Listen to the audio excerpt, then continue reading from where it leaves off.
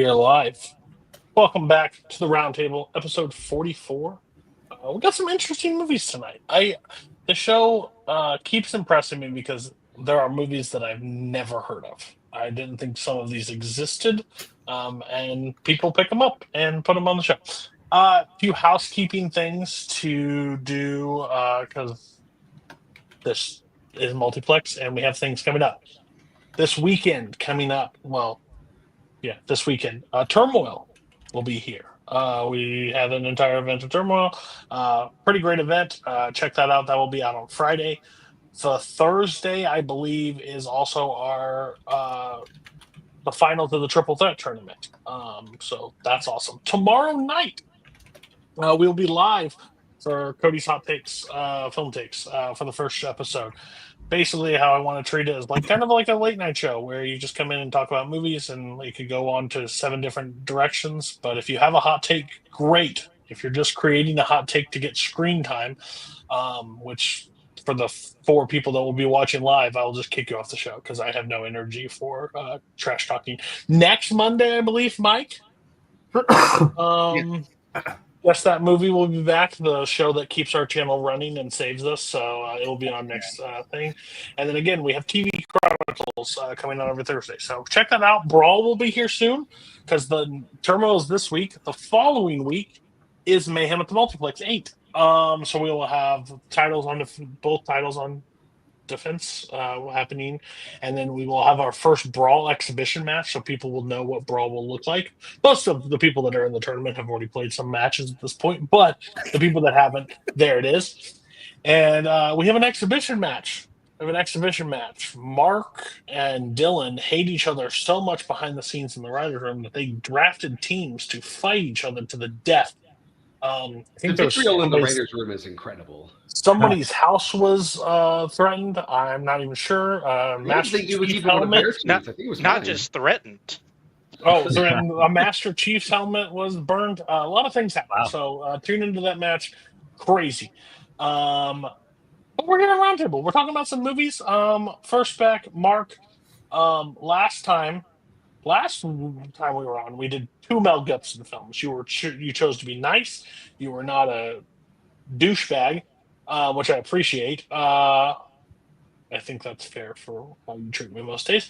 But what'd you bring this time, and how are you? Yeah, I'm good. I don't think I'm ever a douchebag. I feel like I bring on good films. You just happen to not like all of them. I mean, film taste is subjective, so to speak. I actually brought a movie I had not seen before. It's over there. I'll go grab it later when I talk about it. Yeah, I was trying to run through some movies in my Criterion collection, and a while ago I bought The Gunfighter. So I just wanted to get to that. It looked interesting, honestly, because Dylan had a pretty glowing review on Letterboxd. It made me interested, so yeah. That doesn't mean anything ever. The person next, Mike,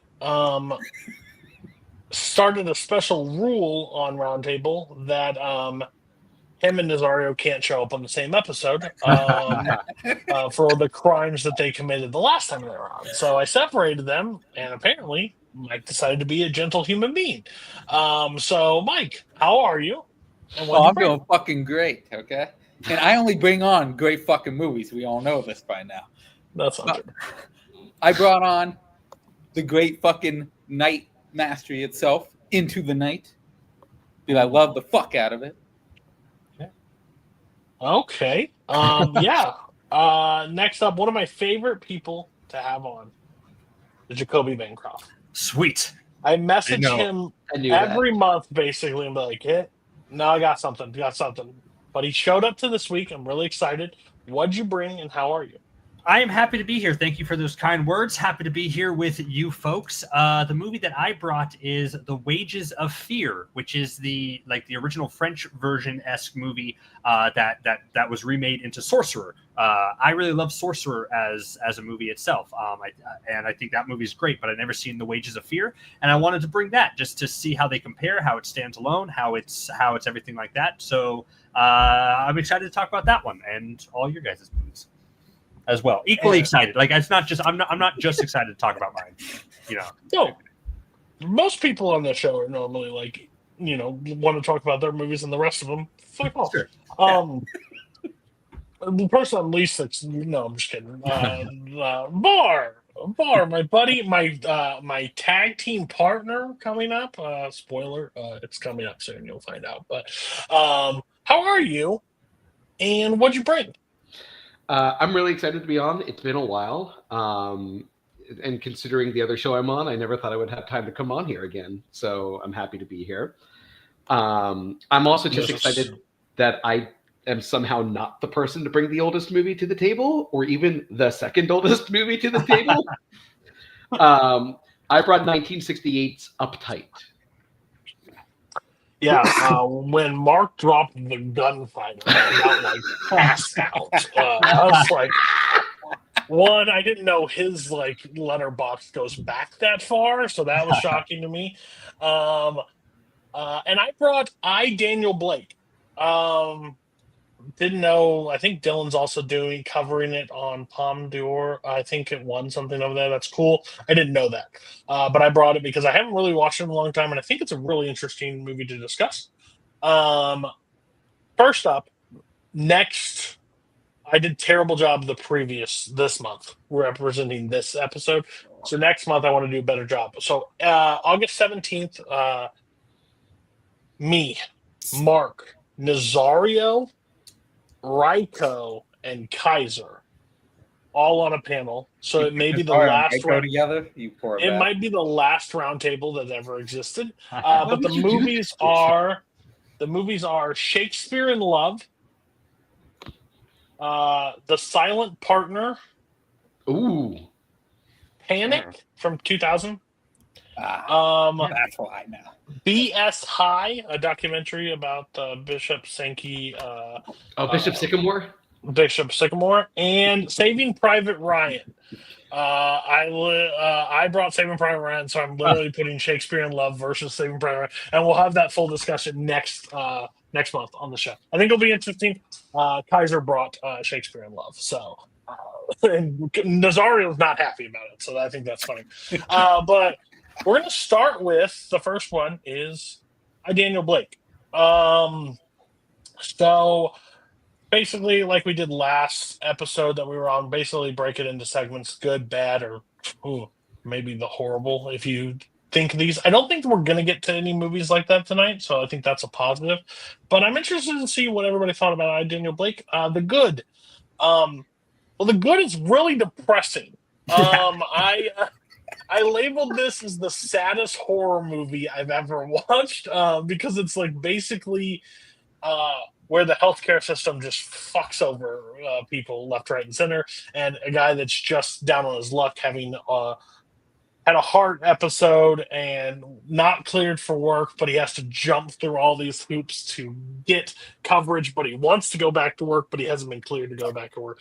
And I think it's like one of I don't know. I didn't look it up. I don't know how much acting this guy, like how many other movies. I don't recognize him from a lot of other movies, but he is one of like the most like he's funny, but he's also like sad. Like he does such a good job in a complex character. So what do you guys think about his performance in this movie? Yeah, he's not a caricature like at all of like what you maybe expect from a story like this. Like he does seem like just a real guy that we're following along, go through these relentless sort of hoops, and that's just like what makes the movie so good and so sad. Like you have to find that balance of like it is so good because it's so sad, and that's hard to like reckon with. But no, I thought he had a fantastic performance. Both Dave Johns and Haley Squires just were absolutely incredible in this movie. Like he just is like this most likable guy, and just to see what is like he's going through in that performance, that's incredible work. And I looked it up. He hasn't done a lot, like 13 films or something like that, and because nothing. He's not cleared for work. Yeah. He can't act. It's a lot. It takes a while.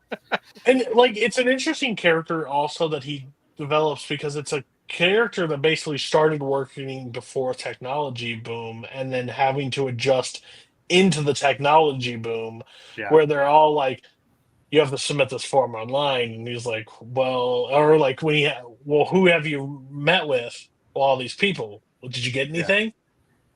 No, I just gave him my word. Well, I'm gonna have to mark you down. Fuck off! Like he just gets Yeah. so mad, and it's gotta be such a frustrating situation to be in. Yeah, you just want to see some positives in his life at some point. You get little bits and pieces, but then he just gets fucked over the next scene over the next scene. Yeah. It's so depressing, but I love his fucking performance in it. He is fantastic as a fucking poor son of a bitch. Because he doesn't like get angry or angered to make him turn into like a villain of some sort. It's like the opposite, where he just kind of gets beaten down and beaten down and beaten down even more. Where just like by the time he's at like his 87th meeting of like talking about like, did you get this from? He's just like, nope, don't have that. Don't have that either. So like, what are you gonna do? I'm not doing it. It's like it's so captivating. It's like the system doesn't want to help him at any point either, because like when that lady's like looking over his shoulder to help him fill out the form correctly, her boss like pulls her and goes, "That's unacceptable. You're setting a standard." But what are you guys doing? Yeah, all right. Like, why? Yeah. Can't What's you the help point of people? your job? Your job is supposed to help people, and this person's helping someone, and you're like, no, can't do that. It's basically like in the Incredibles, like when he's like doing you're not supposed to help these people. You're supposed to like that's the whole point. Like, no, let them suffer in front of you. Like the whole point when he's sitting there and Katie comes in and she's just like, well, I was late, I was running late, I was trying to get here, I have kids, blah blah. And then he's like, oh, fuck off. Like, do you mind if she goes in front of you? That's not how this works. Like, what do you mean? He agreed. Like, let her go. Nope. Can't do it. Sorry, get the fuck out of here. I'm just like, Yeah. God, you just can't win at all. And I want to go back to her for a second, because Mhm. like that scene in the food bank. Yeah. Oh my god! Yeah, fuck you, Cody. Fuck you for making me watch that. That scene in the food bank is like some of the best acting I've seen for Roundtable in that one scene. Because just the way that she breaks down and she's just like apologizing and everyone's like trying to console her, and like, man, it was just such a heartbreaking thing. And then to watch like everything that he's going through on top of her, and then where they both end up going, it's just it was like so rough. Because these types of stories are kind of structured in a way where, like, a normal version of the story is, right? It's like he's an elderly man, he meets a young single mom and his things, and they bond and they help each other sort of grow. And it's like maybe a little bit, but also like, no, they're still kind of stuck in their horrible situations at the end of it, right? I mean, well, worse for him, obviously. We could talk about that ending afterwards, but like, it's not like a traditional sort of like happy ending where they find their happiness and purpose. It's like, no, everything still sucks. Like, it's still bad. Oh man. I mean, realistically, what can they do for each other? I mean, he can watch her kids from time to time, but that's basically it. I feel like this movie's kind of realistic. At He least gives in them that hope, respect. Mark. He gives them hope. What this isn't Move Saint in this together, this I isn't guess. Saint Vincent Bar, okay? Like that's I've never next seen one. that. She could have taught him some computer skills. She was being pretty selfish that she wasn't helping him out in any way, whatsoever. He showed the kids the cassettes, learned all that. But like, I think it takes a different perspective. Like, he's struggling in this world where he doesn't know the technology to get the forms and everything to figure it out, while she has to sacrifice everything because she has kids on the top of it. So they have to eat on, and where the lengths of her character has to go to a situation where he, like, even in that situation, so let's break that down. So like, she ends up shoplifting at one point, gets caught, and then the security guard is like, I know a way to make you money. I knew The that worst- fucker was going to do that. Well, I knew as it. soon as he said, you're a good looking girl, I know how to make, I was Like, like, oh no. well, we know where this is going. And then he ends up showing up to see her in there, and she's like, I don't want to see you anymore. Like, I can afford fresh fruit at this point. Like, I have 300 quid in my pocket right now. I didn't have that prior. I know this is not it, but where I was right now, and you can't give me the money. So it's a horrible situation where he had to, he doesn't understand her struggles in that aspect, but he's like, you don't have to do this. Well, you got a better option for me right now because I can't just I'm passing out at the food bank basically. I can't afford because I have to sacrifice my meals for them to eat, and like it basically is like not a political conversation, but it's like it's a very hard situation of how the healthcare system is broken in a lot of different areas, and like how you go about when you don't have enough or you can't be covered or you're out of work, what happens? Like, Yeah. so I think it's a complex story. I will say, Cody, on some end, this is somewhat coupled with the bad, and maybe a little so, because I get on the show every day, every month, getting ready to watch some movies, and then you gave me a movie that made me feel like I was at work, so that did annoy me a little bit. Because what I will say, what I found really relatable about this movie, probably one of the better things, was I feel like it showed at least some end of what is probably the most annoying part, at least, of the system. It's not necessarily people that don't know what they're doing.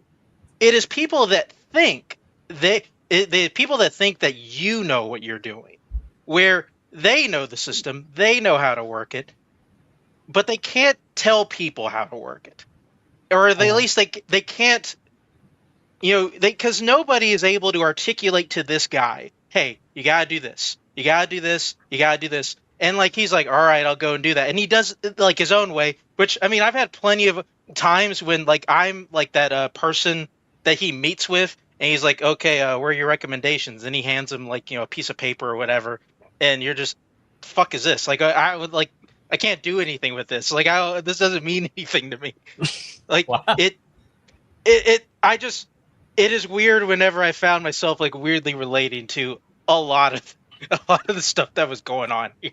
But do you sit with the guy and say, hey, go do this, and then when he comes back, like, you can't find, or do you break it down where you can help the person? No, I'm the guy that talks to those guys. All right, that's what you need to do. Okay, and then I explain to the guy that, hey, this is what they need. Here's the form. When you get the form, come to me. I'll help you fill out the form. Like that. Like, Wow. like So that. this movie Like that's what it takes needed sometimes. Mark Menchaca. This movie needed Mark Menchaca. So You would have this solved guy- everything. There would be no movie. This if guy you were would in have been up on his feet. But like he gets a phone call at one Yeah, point. where like, were you, Mark? it. Yeah. So like it's Like, listen, the guy couldn't find a middleman. All right, that's what Daniel Blake really needed. He needed to bring his neighbor who was like hustling with like the shoe business or something, whatever that was, to like just come along with me, I Like, think help it's me an out. interesting one was where the guy has to like, so like he has to go seeking employment, but he hasn't been medically cleared for work. So even if he gets a job, he can't take the job. So when he gets that one phone call and the guy's like, "Oh yeah, your CV looks good. I'm not clear for work." What the f- you mean you're not clear? Like, why'd you send me the CV? Well, I sent it to you because I have to. Oh, because you want, and then it gets that negative connotation of you're just looking for a handout.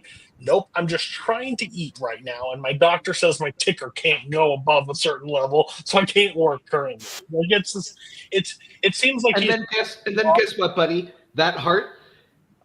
Yeah, we're gonna just put you in the more stressful situation again and just make it worse.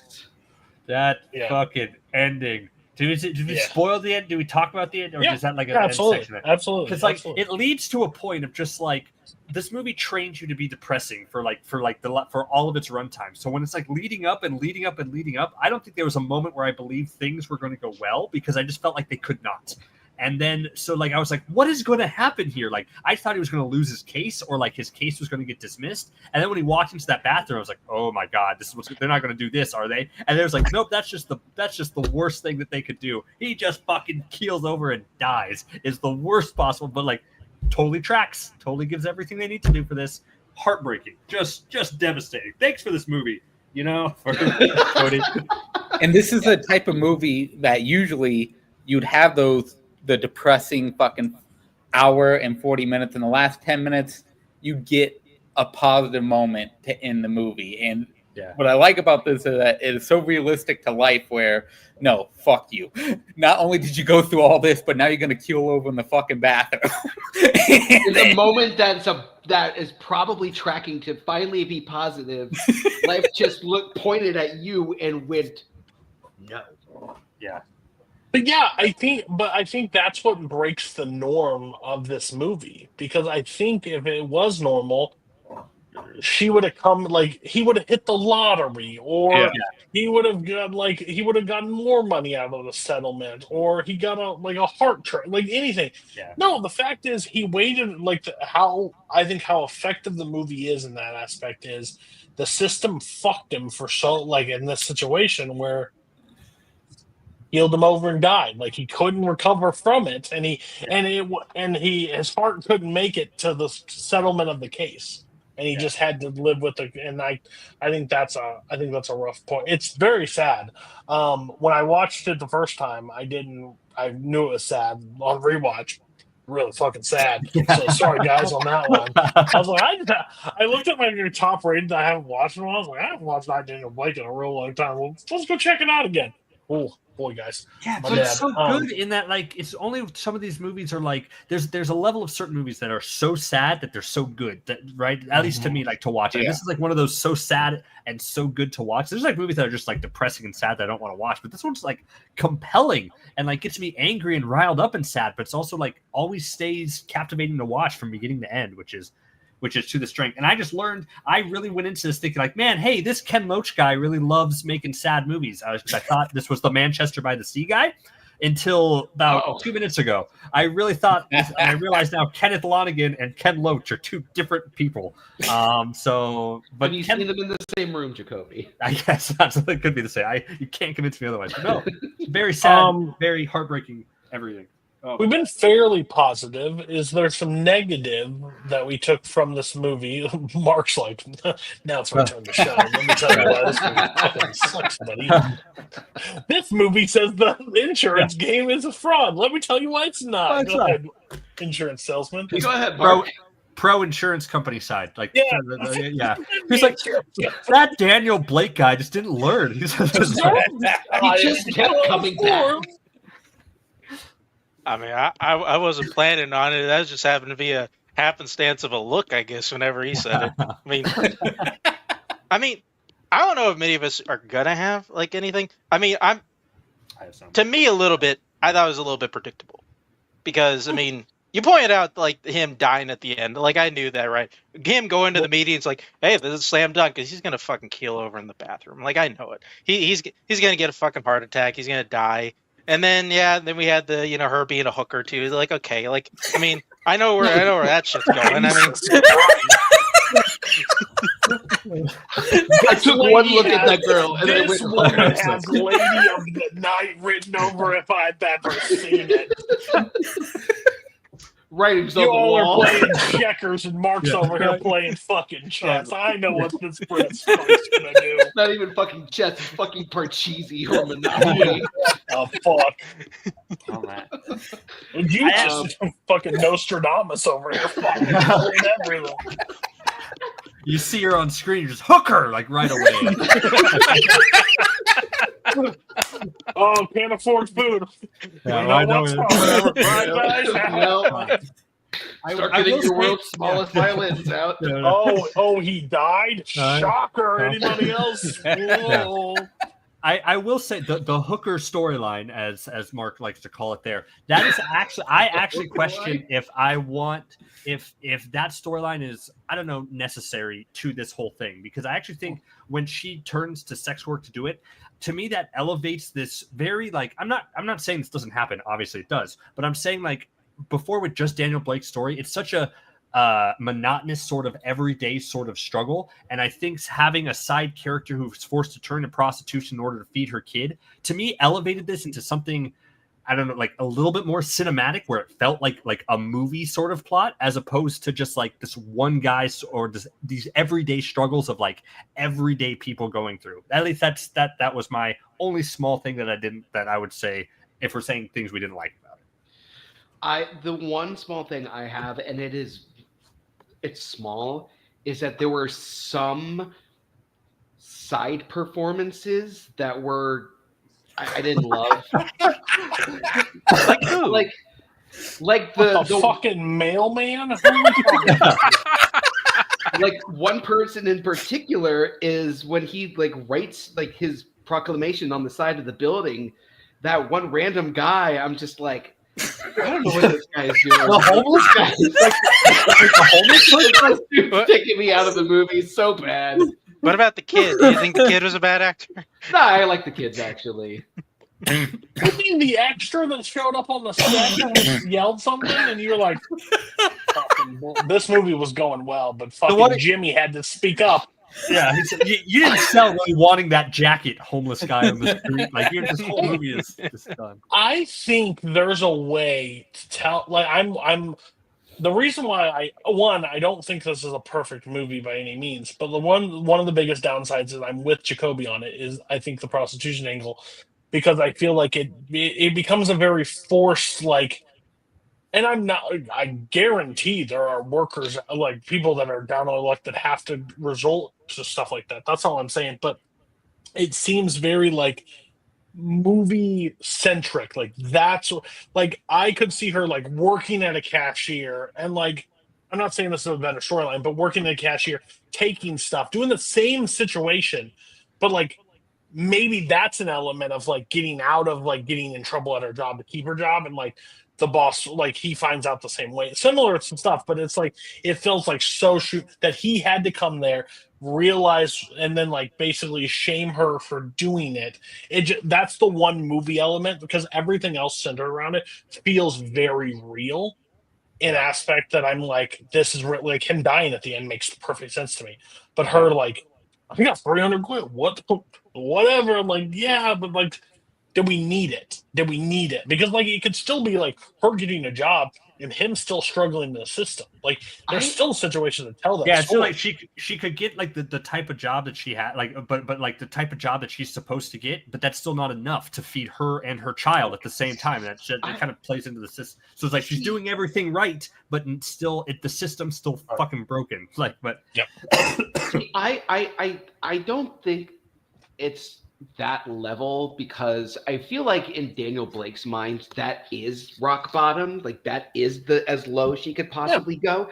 So to see her hit that level kind of like hit something emotionally in him that I think that kind of bounces out that way because of that. If we replace Daniel Blake with the guy that yells at the end that you took out of it, how low? Yeah. Fuck you, please. Cody, thanks for giving me this piece of shit movie. Do you hear that guy yell? Anything else negative about it? Didn't have anything. A little meandering, but that's like nitpicky. What'd you say? I wanted a musical number. You know, I wish you did that. Absolutely. Fill out your form. It's this overall like grouping, like this cast and everything about it. I mean, I guess it won that award, but like no one really of note did anything crazy. Like the girl that plays Katie, I think, is like she's went on to Beau is Afraid and Blitz. Like she's been in some recent, but it's a very like indie grouping of like stuff. They haven't really done a ton since the movie, so I think it's really interesting. I think he's great. I don't know why he hasn't done more. Maybe just age and didn't really want to do more. That's what makes it better, though. To be honest, to like unknown people in it, like gives it that sort of real feel. Like if this was like Andrew Garfield, like the movie, like struggling to find work, you know, and he meets like someone like that. It just like Emma Stone. Sort of Emma Stone out. He takes the realism out of it and like makes it like an everyday, so like you're watching a documentary. That's why all the street level performances, Andrew, are okay, because it feels real. You know, it feels like real people, you know, talking. But yeah. Okay. We can give a rating on it. It's a fine movie, so I give it 4 stars. I think I had 4.5. I did drop it down a little bit, but overall, I think it's a very solid movie. Sad as fuck, but really good. Mike. Pretty great fucking movie. Mike's on suspension, by the way. Mike's on suspension because he rated these movies before the show. And that is a ground level. He lost a host for Guess That Movie in the future. If he can't respect the rules of my show, how can I respect his rules? But you respect the rules of Guess That Movie. I was about to say, nobody respects the rules of Guess That Movie. I respect them. Well, then you're making What's a mistake. your rating? 4.5. Pretty great fucking movie. Bar. 4.5. God, if that guy didn't yell at the end, Yeah, that was a 5-star we'd be movie. looking at an all-timer. Jacoby. I think 4.5. I think I'm border 4 and 4.5, and I think I'm more for 4. I was that on the first time watch, so I totally get it. And Mark, Mr. Insurance Man. Mr. System. Yeah, I mean- fuck Daniel Blake. Yeah. Insurance company should have gotten more out of that lazy I'm bum. change this movie from I Daniel Blake to fuck Daniel Blake. Yeah. Fill your form out next time. Yeah. idiots. I mean, said that. I'm gonna although probably had the lowest rating of it. I'm gonna go with 3.5 out of 5 stars. I Oh my definitely liked it. God, you're I liked heartless. it. I didn't love the movie. But it's one of those movies that's so good, but it's just like every time I watch it, I'm going to get sadder and sadder. Where it's like I'm not going to be like, this is so great. I'm just going to be stressed out as hell every time I rewatch it, where it might go down. Oh, I'm never watching this again. Like Mark's I don't know why.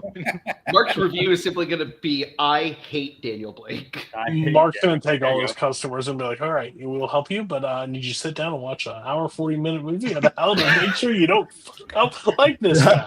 That's why you fill out your form correctly, or else you'll die in a bathroom. Is what you're. Well, you Have a can't great afford day. AMC Plus. Here's $6. Get AMC Plus. All right. Next movie. Bars movie. Uptight. Again, a movie I have never heard of. I didn't know this movie existed. So let's talk about the goods. Yeah, so I've seen this movie one time. I saw it on a documentary on blaxploitation films or black cinema, and I was like seeing this, and I was like, man, I kind of really want to watch that one. So I finally did, and then I saw it was like I think his name was like Jules Dassin directed it, and he directed Rafifi, which is one of my all-time favorite crime films. Which I would have brought to the show at some point if it would just be fucking available for streaming in the US. But, and so, yeah, no, I really, really dug this movie. There's a lot of elements to this that I really liked. The one scene in particular that made me want to bring it to the round table was what I refer to as the funhouse mirror scene. Yeah. Scenes like that, the shootout on the balcony, and the scene at Johnny's house when everyone's there. Scenes like that are just like so well directed, and the tension, the anxiety that this film gives you is just crazy.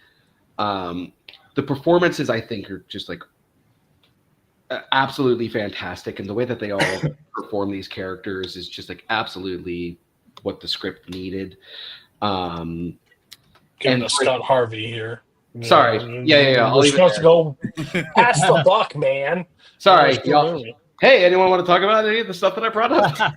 Yeah, I've been wanting to see this because of Max Julian. I've been wanting to see this for a while, and I love the world. The way they show Cleveland is fucking awesome. I love the performances in it, and the shootout in the balcony, like Bara brought up, is fucking great. Yeah. I was-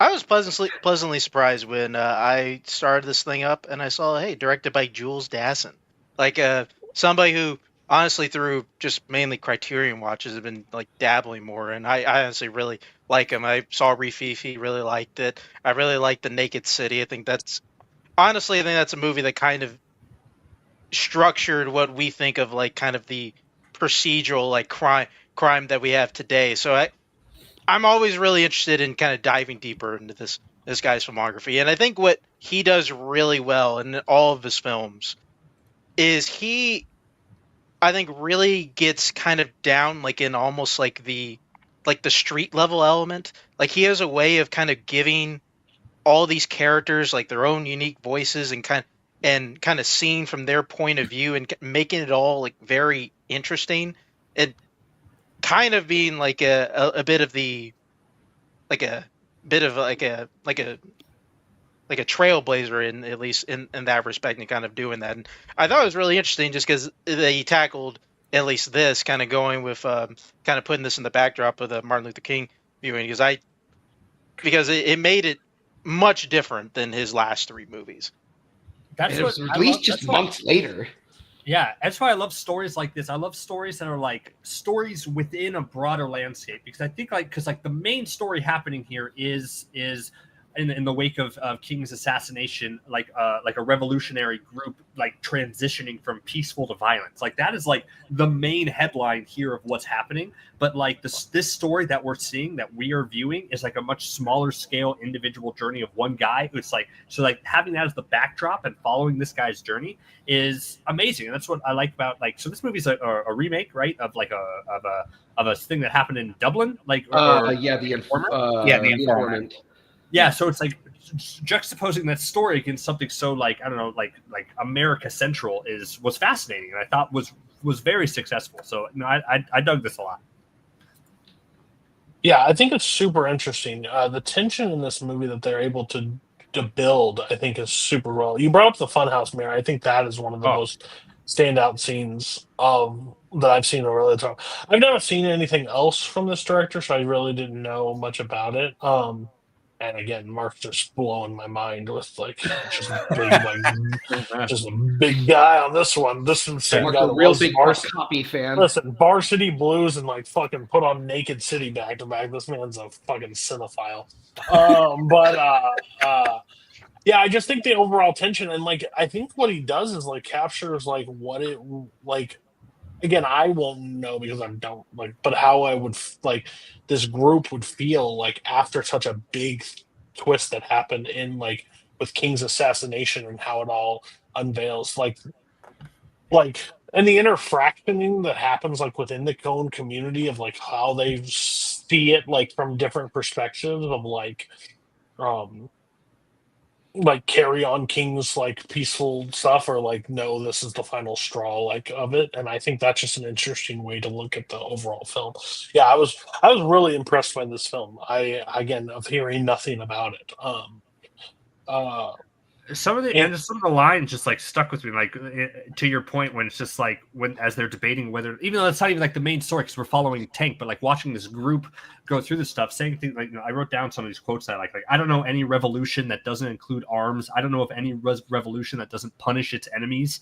Like as like really trying to decide whether to be violent or peaceful, and like what will actually evoke like real change in this time when they're assassinating like leaders and everything like that. Like is so fascinating, but that's still such a individual backdrop to like Tank's sort of journey of like of like one quick decision that he makes to betray him out of like a one moment of anger like ruins like the whole life of like everything around him, and how like individual moments, like split second decisions, can just alter everything in such a dramatic ways. It's so compelling, like it's so great. Yeah, that when they're having that meeting, they sit down and the white guy starts to talk and he's like. like oh no, not your place. And it's like, what do you mean?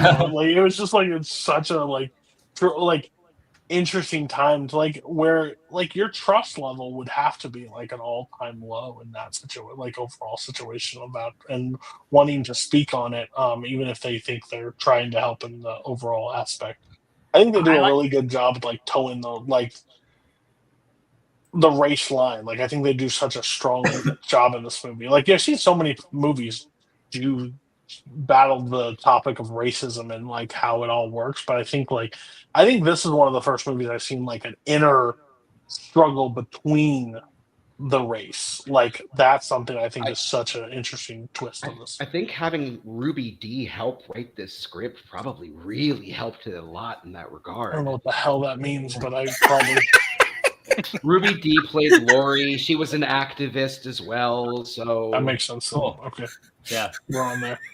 She was she was in Do the Right Thing as well. Like Spike Lee loved her. Huh. This is the only thing she's written on. Yeah, I think so. I'm not 100% positive. I do have a question for you guys because I thought about this when I watched it this time through. BG at the bowling alley when Tank comes in says that Johnny basically, like said, get him out of here. We don't need him anymore. Blah blah blah blah blah. Do you think that he was telling the truth in that moment? I do. I think that Johnny was fucking him over. Because it was one of those things where he said it this time, and I'm like, I don't know if he's just saying that because he wants to get rid of him, or just kind of wanted to bring that up. That's an interesting perspective to frame it around. If like the decision of like the deterioration of the revolutionary group comes from like BG just getting him out of there and like underestimating this guy, but also it's like in the way that Johnny interacted with him of just like when Tank's like, can you do this? And he's like, sure, Tank, sure, but do this first, and then you're in, then you're golden, sure. Like it shows that like these sort of like these higher ups and these leaders in these things are so singularly focused on like their greater task at hand, which is so important and a leader has to do. But you also forget like your everyday guys, like some down below in these individuals who are, and then once you do that, then you lose the whole thing. The whole thing crumbles. But he might have, I don't know, maybe, sure. I don't know. I didn't think that hard into it, but yeah, I think he might have. Sorry. I liked how they wanted to be extra sure. Maybe that plays into their trustingness of Tank and wanting to, but like how they wanted to verify completely that Tank was lying, right? Like for how they took every step and precaution to be like, this sounds like a crock of shit. This sounds like you're lying through your ass. But let's double check every single thing. Let's go to every bar that he went to this night in order to see where he got the money. Let's talk to all of his friends. Let's talk to all these guys. And now let's ask him those numbers for everything. Oh my God. The moment where he's like, the numbers were 4, 4, 4. Like, fuck. Like you can see Tank like desperately trying to buy as much time as possible. And then when he goes, what were the numbers? Yeah. And Tank's just like, give me a minute. I have to think about it. You're just like, you just lost, dude. You just lost right there. Tank should have known better. When he says when the person interrogating you asks you like, were the numbers 3, 4, 7? Yeah. You don't say yes to the first one. Come on. Yeah. Yeah. I also love he couldn't think of anything better than the blood bank. I wish I knew the blood bank. They gave me $1,000 for my blood. That'd be awesome. Yeah, I think that there's so much like great tension in this movie because the acting is just so good. Yeah, like Raymond St. Jacques is one of those actors that anytime that he's popped up, the guy that plays the leader of the group, like anytime that I've seen him pop up, he's just his presence is just so demanding. And there's a coldness to him, but there's that little underlying heartbreak, which is just so rich. Everybody's acting in this movie was just incredible. I thought the guy who played I'm looking at. So Tank's name was Julian Mayfield. For everything, like he makes a character, and I wonder how the Informer is like and how the book that this is based on. Like it's a character who does a really bad thing and who is obviously has a lot of demons in it, but like there comes a point in a movie where it kind of asks you like, are you still sympathetic to this guy? And I think through his performance, I remain sympathetic to him, even though it seemed like he has all these issues, he has everything that's going on for him, but I still like want him to succeed in a way, And then I love that point where it becomes like he clearly can't. Like he made a mistake, there's no going back from it, and we still follow him. Is great acting, great performances. Yeah.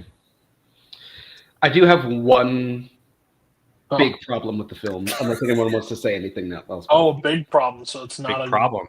It's not a person in the crowd. Got it. No, it's a big problem. What's your big problem? The ending.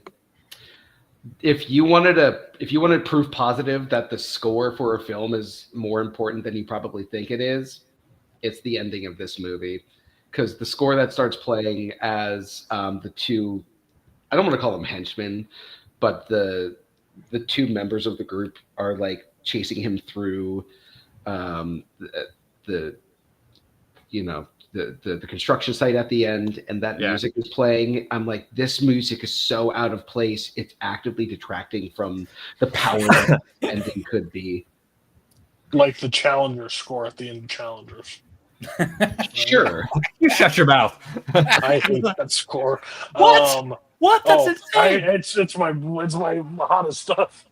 That's how you start your. It's one of my hottest takes. That and silent films aren't movies. Anyways, I do okay, but to pivot from that insane point in terms of that, to add on, like the ending itself, I'm wondering, like, so this movie ends where it's like they're going to take him away, right, and they're going to kill him, and then he escapes. Where essentially all that's really to serve is that he meets the lady again, which I don't know if that's Lori. Like I don't know how I feel about that scene itself and the resolution of that, where she's like, I still love you, like all that stuff, and then he like chooses. Then he like. Is that only for him to like accept the fact that he should be punished for his crimes? Yeah. As opposed to, so instead of like being killed with no choice, as opposed to be like, yeah, I probably should die for this type thing. Is that what? I think that he's just come to accept it, and it's like the last thing that he needs to do before he goes. Okay. Yeah. They're also the most accurate people with a revolver I've ever seen in my life.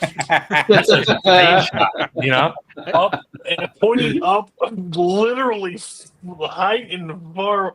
Boom, one gun, done. That's impressive. That's a good shot, but Well, to be fair, it's better than the movies where they shoot for a fucking living and then they miss like 20 goddamn shots in a fucking row. Oh yeah, like it's always this man didn't even go like. There he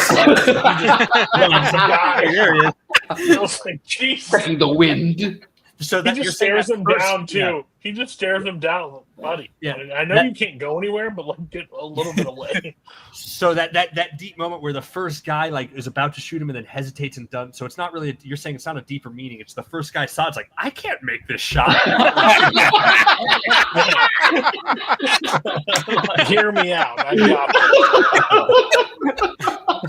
it. But overall, like I think the ending is very anti-climactic. I agree with I don't even care about the score. I just think it's like they ran out of runway. I don't know what they knew how to end the movie right on this thing, because they were doing so well with everything. And I think there are moments I liked, but overall, I felt I was like, "That's how we're ending." I mean, cool. Like it's not like aggressive where I'm just like, "This is a terrible ending." I'm just like, I expected more. I don't know. I don't know what. It's like there's a thing of him being like, what is that the only like him being buried in the city and covered with it that he has, so he's just another like nameless face in this upcoming revolution, because I don't see any other reason why you have it so far away and have him be like buried in this landfill before, as opposed to this like it's such an insignificant little piece to this greater revolution that's happening. But I guess I agree with in terms of how it was done was a little like, oh, okay, we're ending here. Basically, any part in the last like 20 minutes, if it faded to black, I would have felt like that's where we're at. Like it didn't feel like we were heading towards an automatic conclusion at any point for me. I was just waiting for the to roll, and like when you think, oh, this is the nope, wait a minute, like, and then you get to him like, oh, all right, I don't know how I feel, but not bad. That's everything. I don't know how else this movie's supposed to end. I mean, like, the guy's obviously like the guy, he's gonna die, and like he's dead. I mean, it makes sense that like he dies like at the steel mill, like kind of the one place. I wanted him to die better. How about that? Okay. I mean,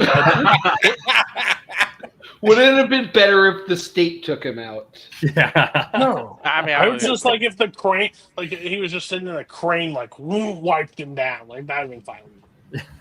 Revolver shot, I don't believe you.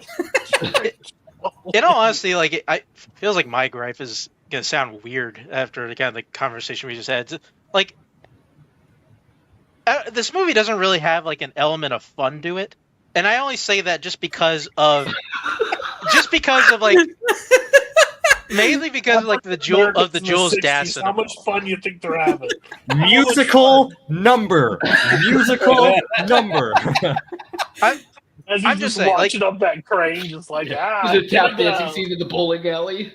I'm just saying, like whenever, like going back to kind of what Bart, at least for Jules Dassin, going to like Rafifi and even Brute Force, like those are movies that like have a definite serious element to it. Like these guys are doing a real heist, and the Brute Force about guys who are trying to escape a prison, and it doesn't really shy away from like those hard aspects. But there is an element of fun to both of those movies. Like there is like something to enjoy about even like the Naked City, and here it just kind of feel like there's just like the movie is just so dour the entire time, and it's not. I'm not even saying like it's like the worst thing in the world, but it is one thing of like I like how Jules Dassin was able to kind of pull us in with this one, and then kind of hit us with like kind of the hard hitting reality of it all. And here, and like it just feels like he's just punching me in the face for like 2 hours. I mean, as I said, this was like 8 or 9 months after King's death. Matter. He can't add fun to being an African American in the 60s. The one thing that they were lacking was fun.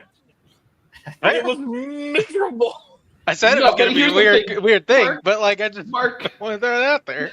Here's the thing. Some fucking vaudeville. I want some fucking pattern. I want some fun. Where's the boas and confetti? Smile more, you know. Why can't you just do any of that? Here's the thing: Jules Dassin is white. I don't think the white guy could be like, let's inject some fun into this. He's a white guy. He's a white guy. White. Yeah. Also, and that's what's super impressive that he's able to do this movie with like, and treat it with enough care to do it. But like, if the guys, I get what we're going for. The writer of this is an activist, like doing it. I get where we're going, but can we do a jazz number at some point? Like, you guys ever want to just do some fun? You know what? Can we get Nina Simone to have a cameo? Yeah. Yeah. Like, what if we have the main character run away in tap shoes? So we hear like it sounds fun. I mean, you guys are making this seem like I need like the hills are alive to come up in the middle of this movie. I think the guy that hates musicals, you're asking for a musical. I'm just saying. I am not asking for that at all. Bar. Well, he did. The hills are alive. Yes, score. It's a very strong 4 out of 5. Okay. Jacoby.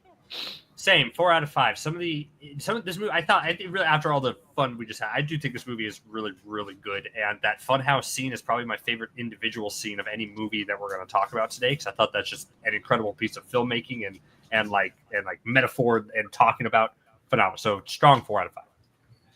I'm 3.5. I don't think it's a bad. I really like a lot of this movie. I don't love the ending, and then also I don't know how much rewatchability for this has for me. I don't know how often I will visit back to this. Kind of with Mark, I need more fun. Mike, it's a good fucking movie. 4 stars. Mark. A 4 for Jules Dassin movie. I definitely want to keep creeping in his filmography. The guy makes some good movies, though. This is probably 4 for me. 3.5 out of 5 stars. Okay. All right. I'd say the most popular movie that we're going to talk about tonight, or at least the one most well known, The Wages of Fear. Funny enough, I watched Sorcerer last year for the first time, and finally get to cross off another movie on the all-time poster collection. It's just like one I've seen so many times but never watched it. This story just works. I think you can make this movie again now, and if you follow close enough, I think you'll have a hit. The suspense that's in this movie. And this movie and Sorcerer, that's the one thing I was worried about. To me, it's not good or bad. I do prefer probably Sorcerer more.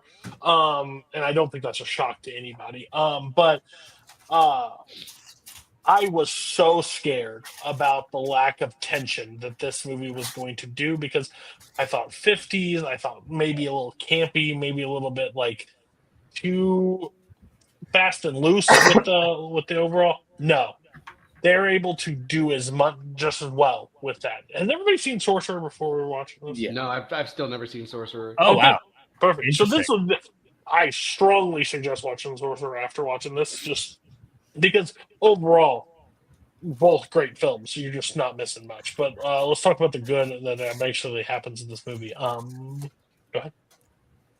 Yeah, I picked this movie, so I'll say that like I love Sorcerer, so I wanted to see how this one held up, and it does. I had the same sort of trepidation as you did of just like, is this really going to be as good as suspenseful? But like, no, you're right. Any movie, if you stick 2 huge trucks full of unstable nitroglycerin and dynamite, you're gonna have a winner. Like I think every movie should have just this sort of ticking bomb at the end. So true. Yeah, and I think every instance where I thought maybe like the effects wouldn't be up to task of something like Sorcerer, I think the movie made up for it in like character dynamics. Because like I loved our main guy with just this dirt bag of a human being. like they're all sort of like scummy in like their own sort of ways and like clashing. And you're wondering if that's going to come to a head. You're wondering if the Dutchman's going to be like a crazy psychopath killer. You're wondering if like how these 4 men are going to navigate together.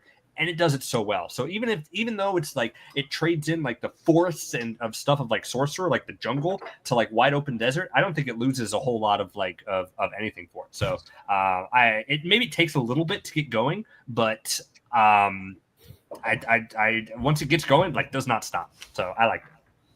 Yeah, that's what I agree with. Is once it does get going, it's just fucking gone.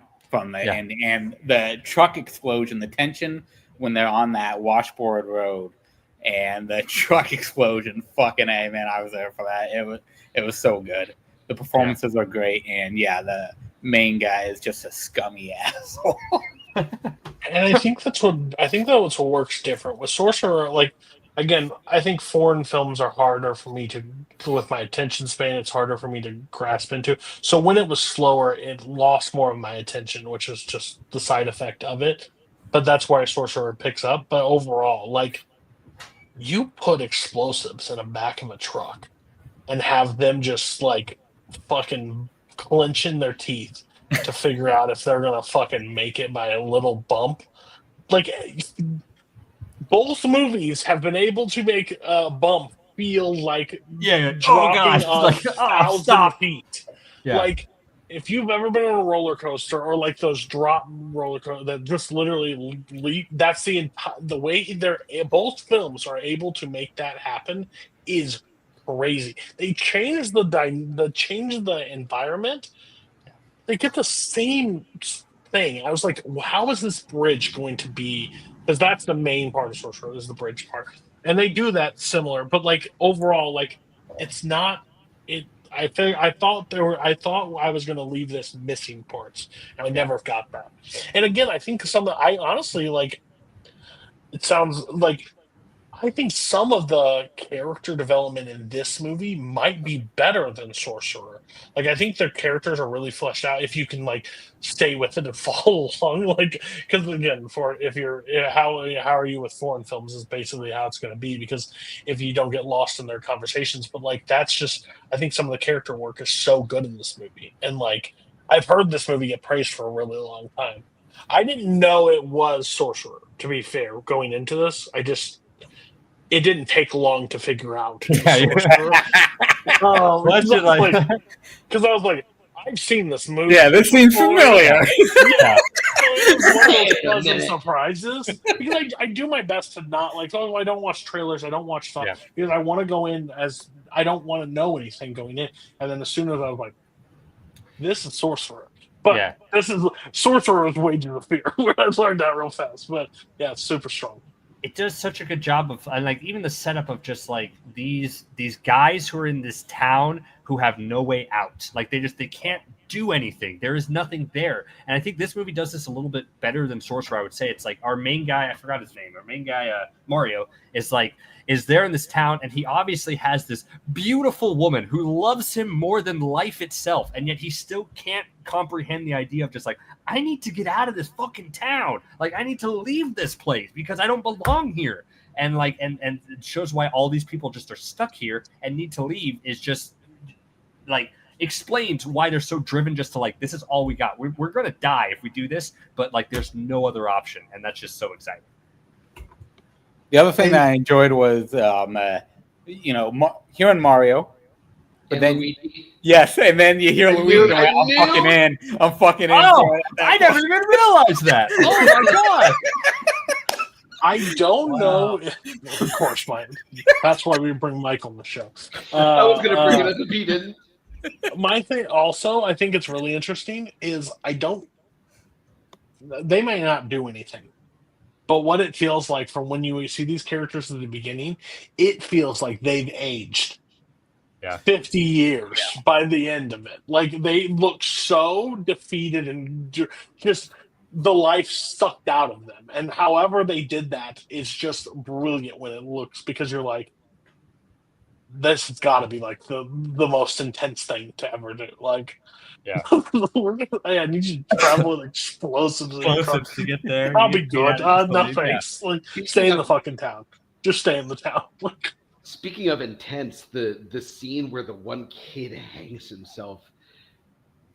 Woof! What a great shot that was.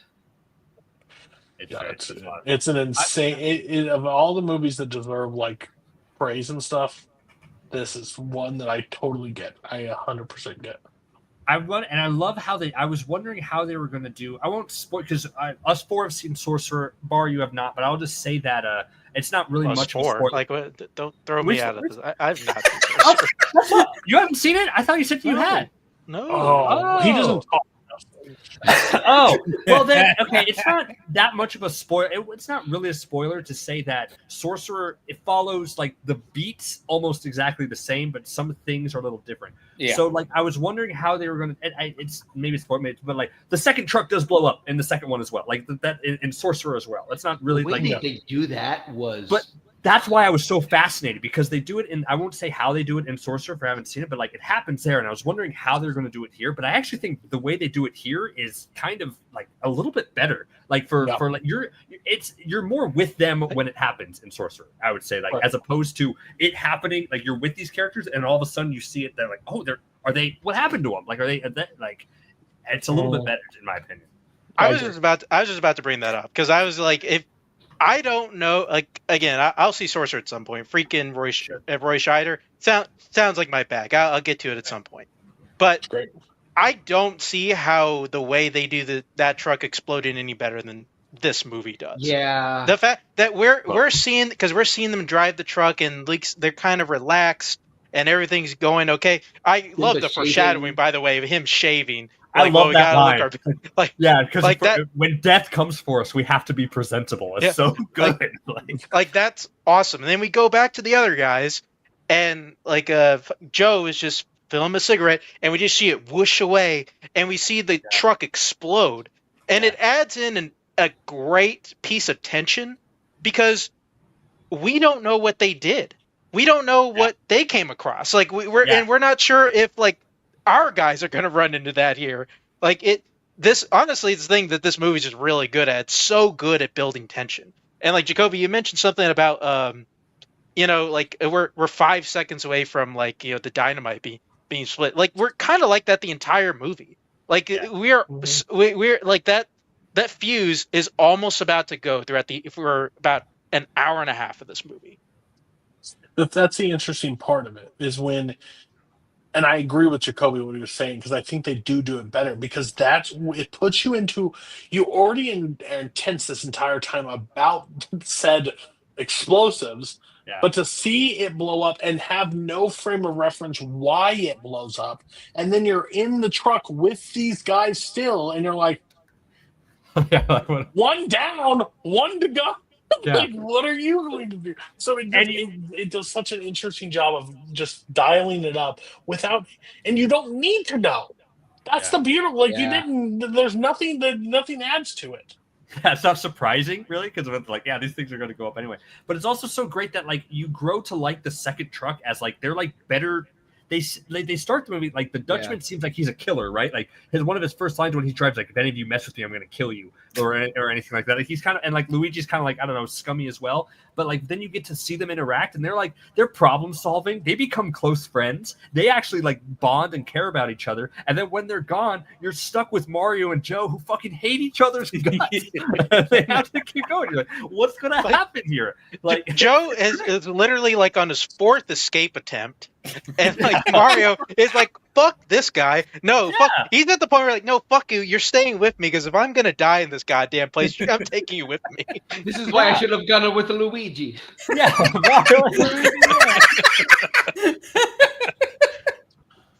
Yeah. Do we talk about any of the parts we didn't like? Are we just gonna even talk if you- about like the first half hour? Or is that? Yeah, that's what we're Yeah, I agree. A little with that. slow for everything. And if even though you're happy that you just got $4,000, don't drive wildly down the road. Maybe go a little slow. By the way, how come he only got 4? There were 4 drivers that each were supposed to get $2,000. That was it, Well, right? because, That was. because they only got half of the nitroglycerin that they were. Oh, supposed to fuck that! You give them the other 4. get. I will say, I kind of like.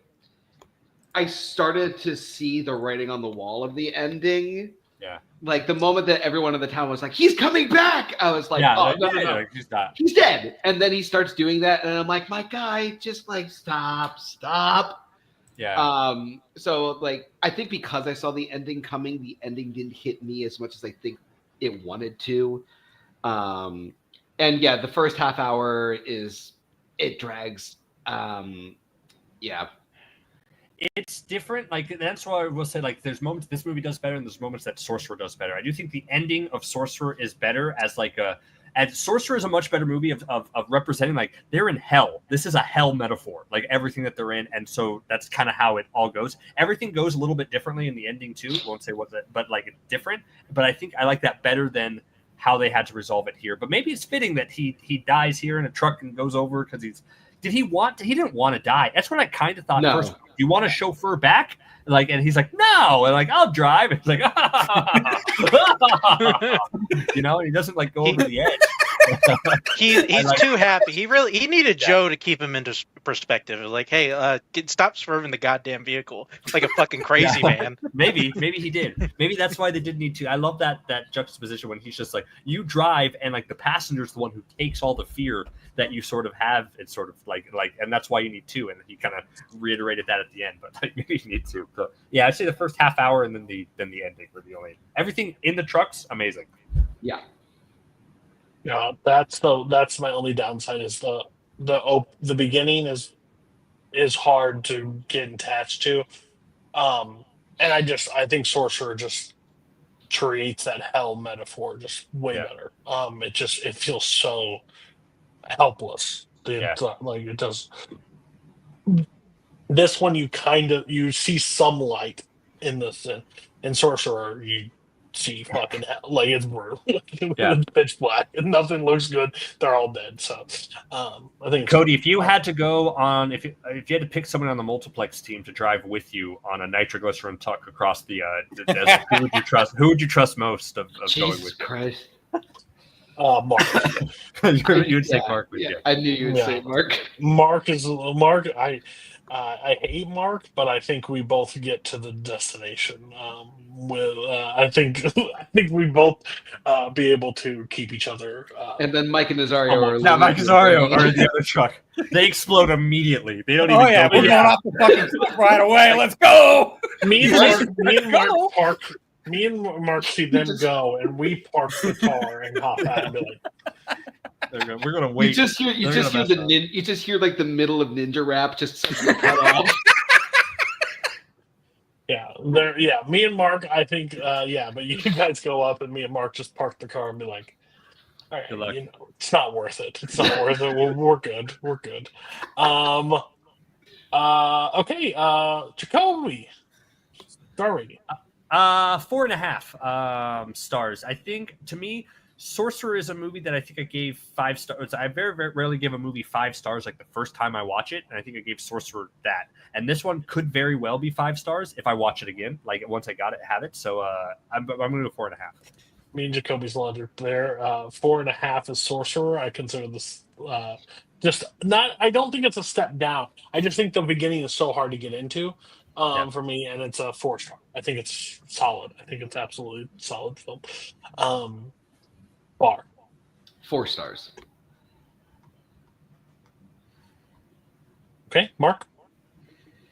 Yeah, me and my bros are doing some top 10 lists going up to San Diego. I picked the Criterion list. That's a pretty stacked list already. This movie has a shot at making it on 4.5 out of 5 stars. It's excellent. Mike, somebody I think- dies, so it's gonna be high. So yeah, I think if the beginning picked up and Mario and Luigi were wearing red and green, that'd be easily 5 stars. But I'm giving it 4 stars. Good fucking movie. You can't tell because it's in black and white. Yeah, Maybe they are. could very well be wearing. What if they hit the star and that way like nothing could hurt them and they just like speed run? Driving down. The explosion was a blue shell. That's blue well- shell sent him over. Oh, We we're never on saw him Rainbow shoot Road it, so I didn't know. Have they come out with a colored version of the shit? Where they, Oh, automatically 5 stars to Cody. that's when cinema is cinema. We have the technology. Let's make it happen. Again, Jordan, tomorrow night we'll have a full discussion. Okay.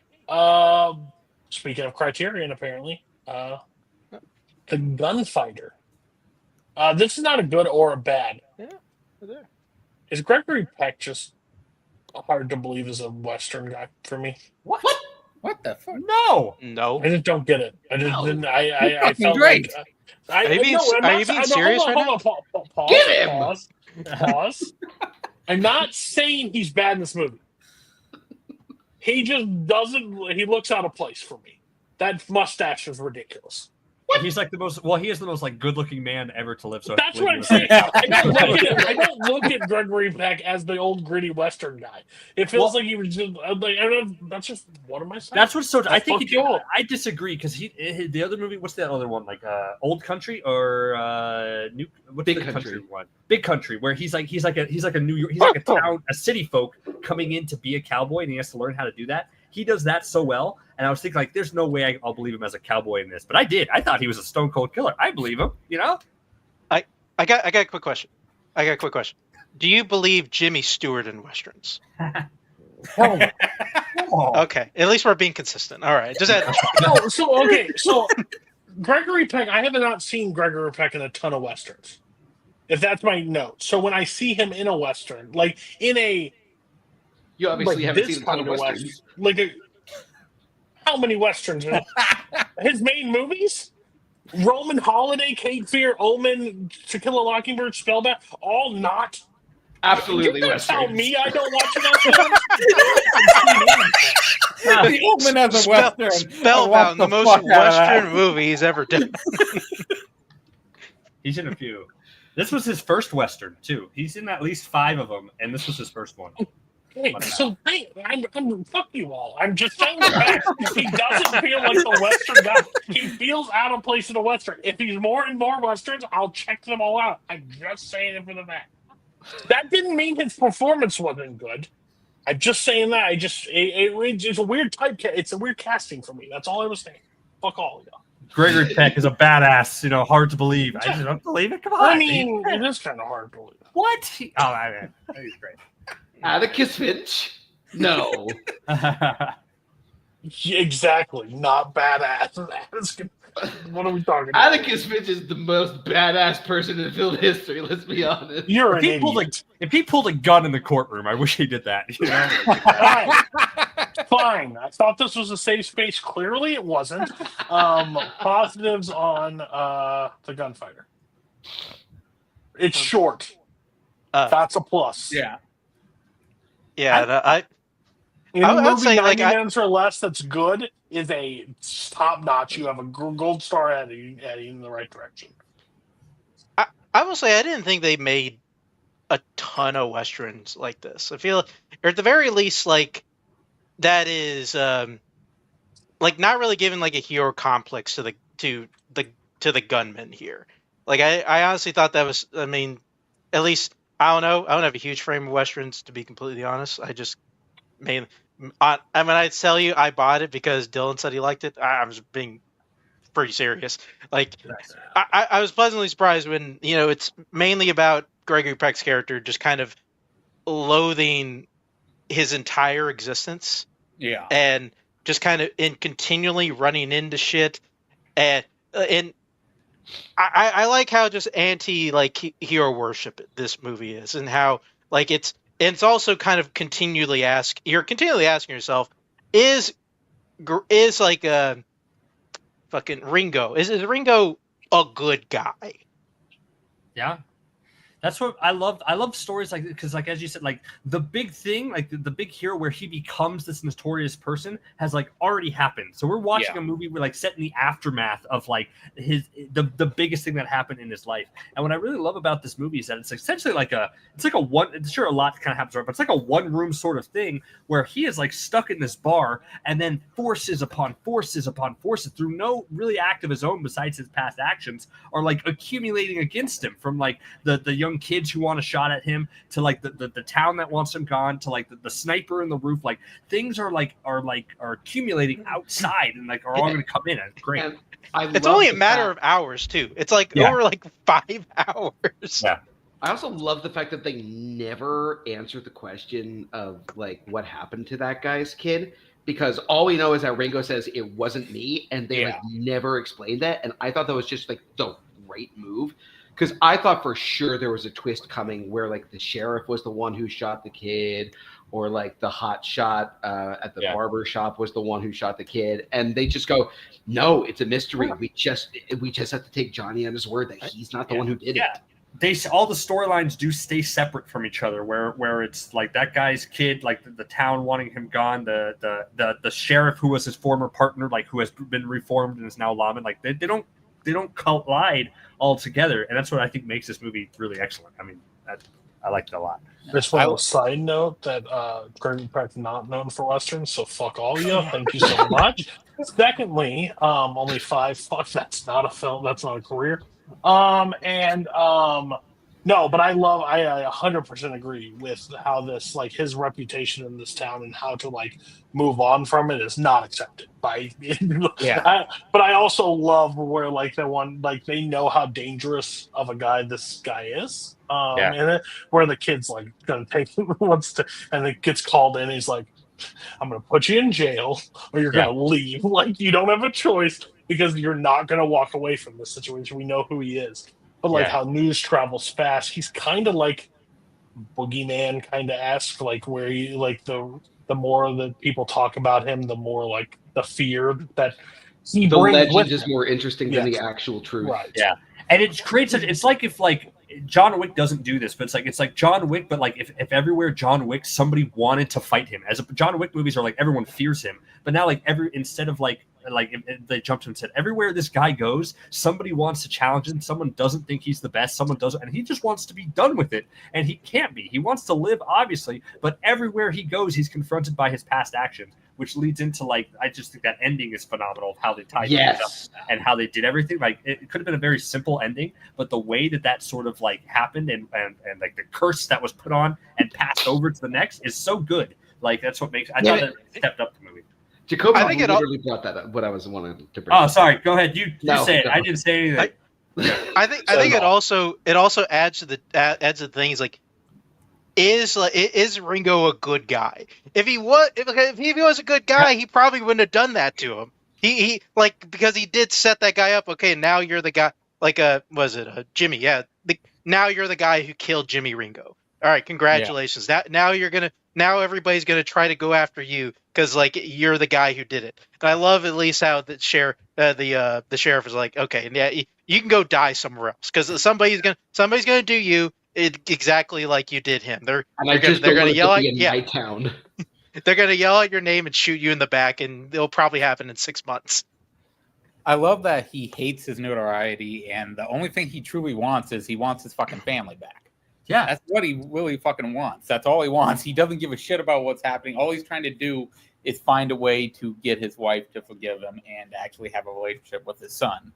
And he has to fucking die for it. Yeah. Like, you think you're to carry this, to be the person that literally took out so many people, and then to be like, no, I'm good. Like that was the old man, but no one believes it, and no one wants to let you forget what you did. But like, and then there's still like the double stand, like his old partner that's been like redeemed and stuff. Like, you were just alongside, like you were doing the same thing, but you got to these people before I did. So what you did wasn't that bad. So it's an interesting twist on how they do this, and like.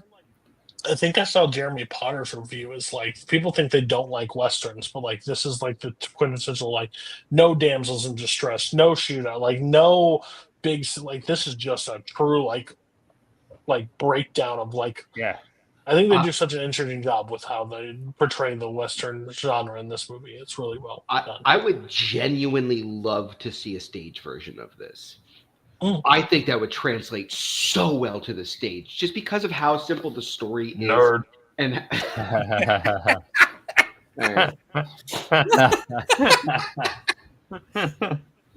Come back, Andrew. We liked it. Where'd he go? Who said that? Who said that? Weird. some asshole, probably. Fact. I think that'd be cool. Yeah, I agree with you. Mark, you have the same mustache as this guy. You kind of do. That's why you picked it, you selfish bastard. I don't know.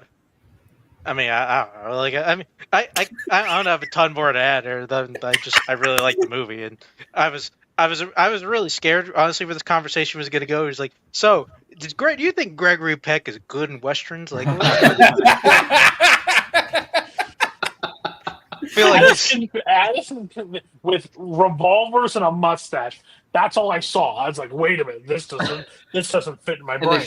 Then they slapped the Pringles man mustache on him. Yeah, it worked. It worked over time. It's just like Gregory Peck, I think, is like I don't know, like upscale kind of guy. Like I don't see him in the West, but it worked. Like that's I think it would be interesting to see the Gregory Peck performance of like who Jimmy Ringo was, like what he became notorious for. This wild sort of shootout bank robber that he became famous for. I think he does this part really, really well, of just like this beaten down, like tired, like mad at everybody around him. But like they describe him. Yeah, they describe him as like a wild man back in the day, like of like a crazy sort of like of guy who like bank robbed and all that stuff. It's like it'd been interesting to see Peck try to do that, but he does this part, I think, really well. And that's the when knowing nothing about it and seeing the thing, the gunfighter, and seeing the first line is the fastest gun in the West, and then a retired basically gunfighter. That's Gregory Peck for you. So I thought that was funny. I honestly like it, dude, because this also feels like a movie I'm sure like my grandfather would have hated. I mean, because he was like, I remember him talking about Unforgiven, and then saying he didn't like Unforgiven because it wasn't like other Clint Eastwood westerns. So he would. It's not okay. Dylan's review did kill me in this movie. It's like the way that Millard Mitchell talks without moving his lips is peak cinema.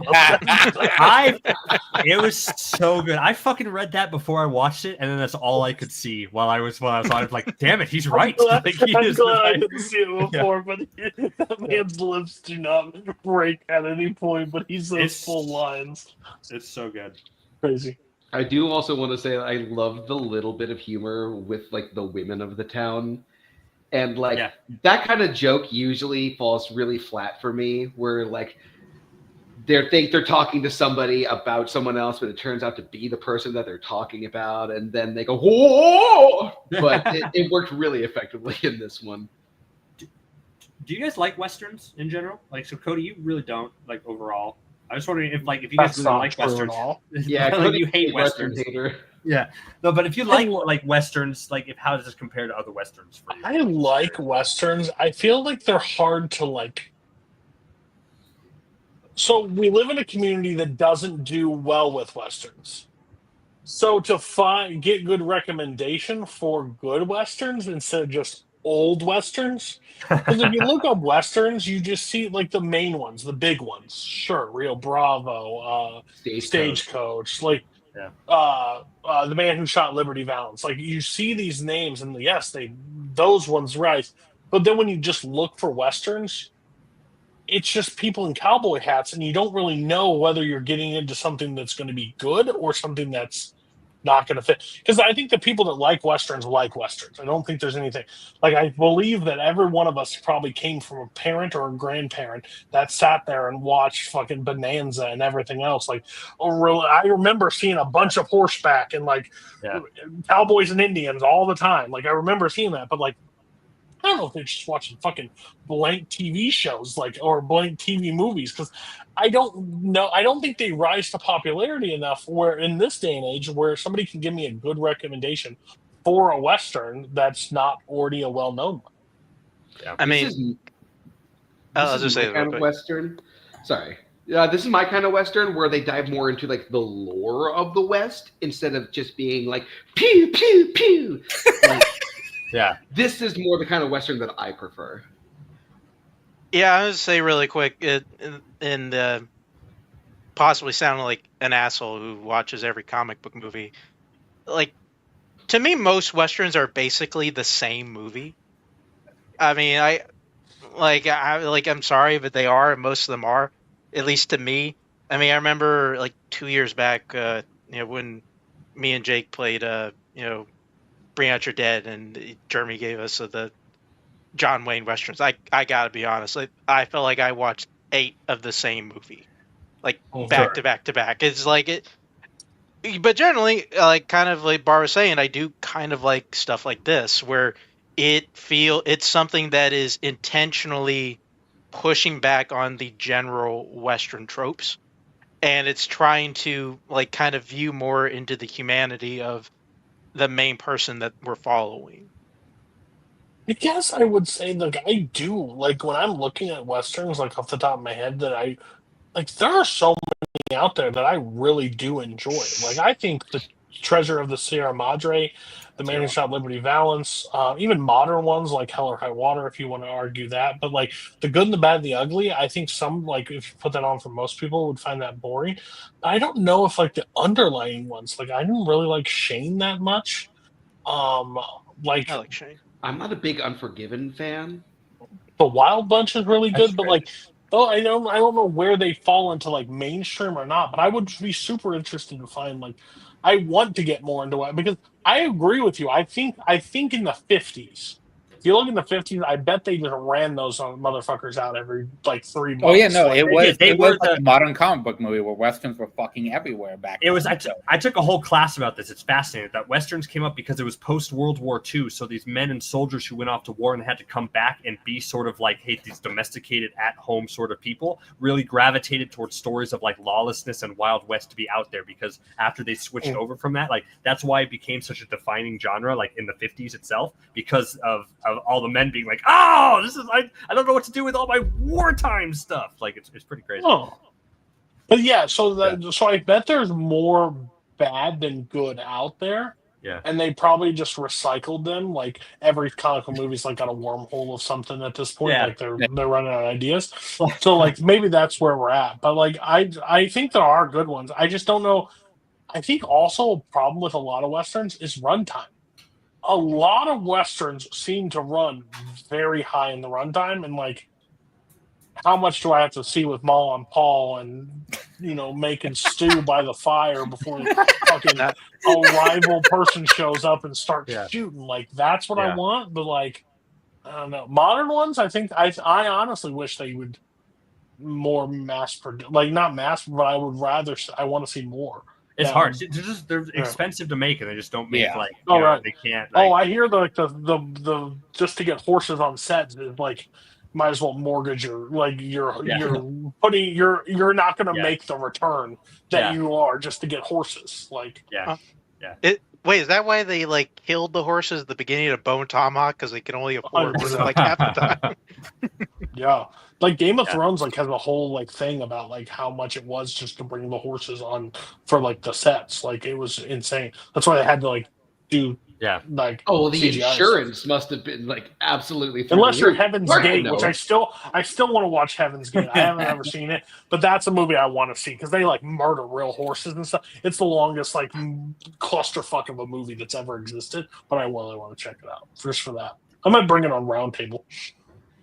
I do think that's just why this movie is so successful in terms of like average westerns and all the westerns that they sort of had, because like the western idea, why you see a lot of like the idea is the same of just like it's wilderness being forced into civilization. It's the cowboy coming into town and like messing things up because he's so lawless and wild and fighting against what's civilized. So the fact that like the gunfighter is just like a cowboy who doesn't want to be that, trying to be civilized, and then society rejecting him for it, and he can't do it, just like makes this to me like a top tier Western. While other people have been forgiven, but he's not. Like, it's kind of crazy how it all like twists. Like, yeah, like how his friend became the sheriff, like of everything. It's a well respected sheriff of his town, and he can't have the same sort of happy ending just because he killed too many or too far or too personal. Yeah. So it's kind of or even too notorious, really. Because, like, I mean, 15 people is a lot of people. So, like, I don't honestly, but when while watching it, do I think it's a perfect movie? No.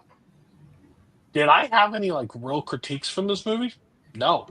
Like, I think it's one of those movies that just is perfect for what it does. Like, and I think it's so interesting for being in the 50s to do this type of movie where it basically sits on his hands, because this movie should end with him taking out the town. Like, certain westerns, like, he could have just took out the whole town, or him dying, like, in that situation. Like, I think there's so many interesting overall environments. So I think it's an interesting switch. would have been simpler. would have been simpler if we just murdered that kid in the bar. Like, sorry, I am still a badass. Like, I'm not. Sorry, I put a couple holes in your table, but this guy was bothering me. Do you think the bartender regretted when he was just like, "Hey, if you come in here, like, and I'll give you like some of the percentage of all the people who did it," and the guy's like, "Really?"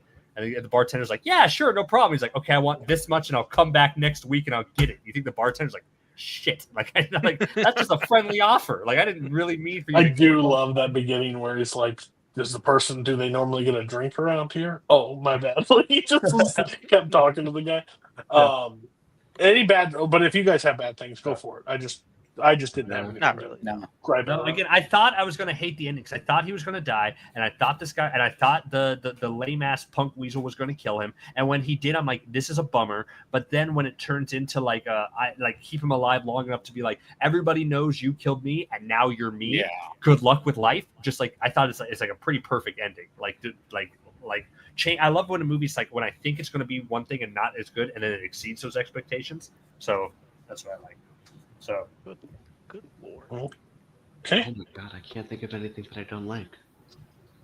There wasn't a random guy that yelled something in the background.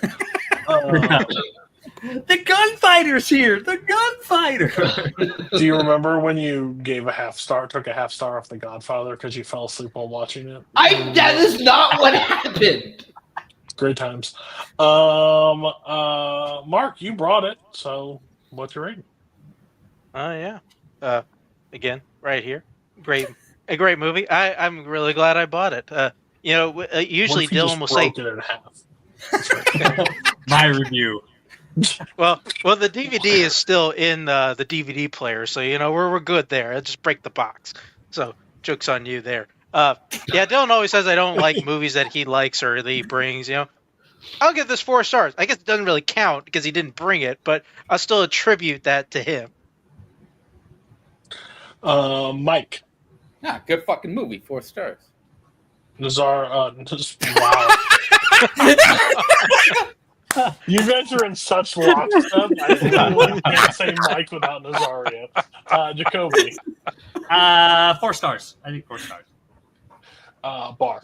Mark, you have a weird reputation on this show, but I've been on with you 3 times now, and you've given me a 5-star movie, and this is a 4.5-star movie. Nice.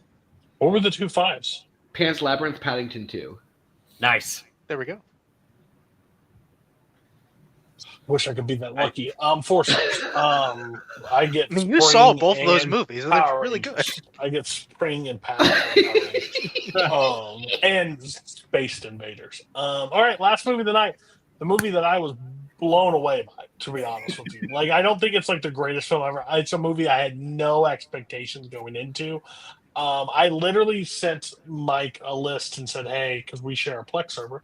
And I'm like, hey, can you make sure these are all on there? And he's like, oh, I was like, wait, you're on the fucking show. Like, that would make sense. Because I didn't see a poster with blood and guts and gore and everything on it. This is what this movie. Now there is some blood and guts. So good. This movie's batshit crazy. Fucking A, right? It is. I love these movies of the night, like one night, all hell fucking breaks loose. Let's fucking go.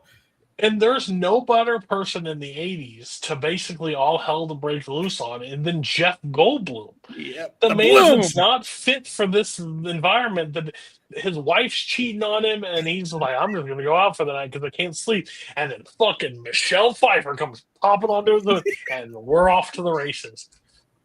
The best part of this entire movie is the gang that travels around hunting him down and shoots everything blindly.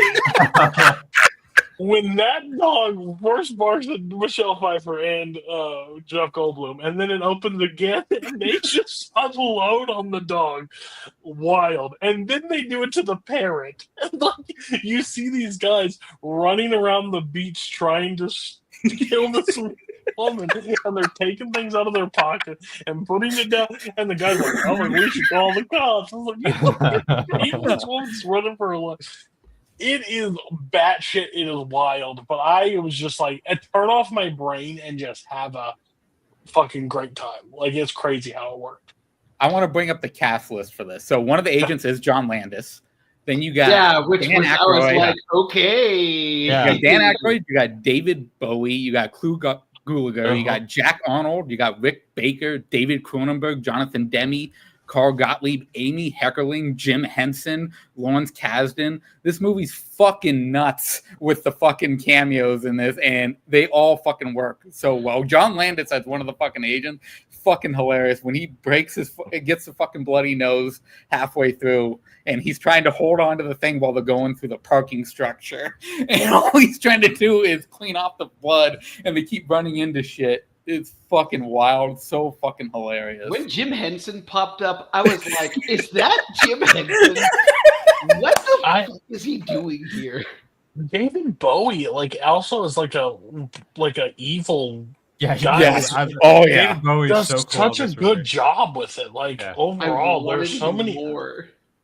There's so Yeah. many elements in the, like, when the guy, like, they stop that cab and the guy like shoots the thing, and they do that parking lot chase, which I don't know if this is the first movie, but it's one of those that they're going around, and when he finally get the fuck out of my cab, It's so great.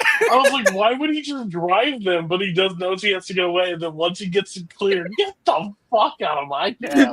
It's one of the most real lines that have ever been uttered in this movie. So, His Kobe, what do you delivery. think of it? Perfect. I'll save it for more of the bad, I guess. But I will Okay. say the good. I will say my favorite part is Bruce McGill as an Elvis fanatic. Yes. As like I love like that part of the movie works for me so well when they're in the apartment. But the best part about it is like Goldblum doesn't say shit about it. No one makes like a comment about like, why is there so much fucking Elvis stuff here? Like they don't comment on it. And so you're like, what's happening here? And then when Bruce McGill saunters in like in full Elvis gear, you're like, okay, this tracks. Like those parts of the movies I really liked. And I did like Goldblum and Pfeiffer together. I thought they had a very unique pairing. Goldblum's energy works perfect for it. There were some like casting what ifs that I saw that I thought like wouldn't work for it. Well, I'll talk about those later. But I have some. Yeah, No, that's fair. Everybody else can say good things first. That's fair. This just movie kept making me go, what the fuck? Yeah. What the fuck? But then at some point I was just like, you know what? This movie's not going to make any fucking sense at any point here. I'm just going to go with it. Went through all this dramatic, let's go have ice cream together today. Like, dropping off $750,000, and then when he wakes up and you think like she left him, and you're just like, this bitch. Like, there's no way that he did all that, and you're going to leave him with 20 grand. Let me tell you, that money doesn't make a lot of sense. There are a lot of flaws in this movie. There's unlimited, probably a number of flaws, but I can't, like, I look past a lot of them because I didn't know what to expect. I was like, Michelle Pfeiffer and Jeff Goldblum are in a fucking movie together. Like, what? And John Landis is directing it, and they're just running through the night on this, like, he should have ran away 7 different times. And she's like, no, I need you for one more. No, bitch. Like, there's no way I'm doing this. There's guns everywhere. A guy got his neck slit. Like, he walks But in if anyone makes me there's believe they would stay, it's Jeff Goldblum. the dead person is like the guy that got stabbed in the heart like gets up at one point and like starts going at him, and like David Bowie and then start wrestling around. Like, dude, I love it is hard. What are we doing? I do love Bowie. Just like, oh damn, you're good. Like you're so good. Like who do you work for? Like and like the little bit like parts of this movie really pop for me, and that's like it's like Goldblum walking through a movie set trying props that keep breaking. Like those parts work as opposed to total to me, John Landis and his murdering henchman gang and like his slaps like. I don't know if I could get on. I don't know if that worked for me as much as it worked maybe for you guys. So, but I'm just like totally. This movie worked for you guys, like overall, like everything. No, no, it didn't work. It was more of a like, if I questioned anything in this movie, I'm turning it off. Sure. Is basically how it worked because none of it makes a goddamn sense. There's not 1 ounce that makes... The only thing that does make sense is Michelle Pfeiffer leaps over the thing and hops in the car and gets in and gets away from the situation. Everything past that, no. You're kind of like, no. Like, oh yeah, I sold these 7 rubies, the 7 rubies from this ancient thing. Don't you remember them? Like, the fuck are you talking about? And then all of a sudden breaks in to talk to the... We can talk about good and bad mixed at this point because I think cool. the bads are like mine are just like turn off my brain, have fun. But like I totally get. But like breaks in and talks to this guy. I guess is it her father? Like is that what we're supposed to believe or whatever? Tells her like just. Her father, her ex. Sorry, I just saw an old guy. The movie makes no fucking sense. Sits there and talks about the whole situation about like you need to call this one guy in this situation and tell him about the deal and blah blah blah. I'm like, these guys just walk in the house and just beat the fucking shoot people up right and you can't talk to any of them. What are you talking about? Like, and then sends him in to do it by himself, and like. We believe that he slept like a 2 days basically under. But she's like, what? It's so interesting that Goldblum is like more even like because Goldblum's like a weird persona, right? Goldblum is Goldblum, but like the fact that he's like more of the straight man to like the weird sort of thing, and he's just kind of like, this is kind of strange. What's happening over here? Okay, I guess we're doing this now. It's like a fun choice, but like so he didn't get to his Goldblum-isms until after Jurassic Park. Before Jurassic Park, he actually is fucking a completely different actor. Yeah. Like that's true. Yeah. Everyone loved his character, and then he went, I guess I should be doing more of that. When we sit there, like the whole limo thing that scene happens, and like she gets out to go talk to the cop to get the puffy jacket to get returned, and then. The cop doesn't believe. She's like, "Oh, we're just gonna take to the limo and leave these two." Who believes that? And then they're on the airport, and they end up running into the same people down the hill.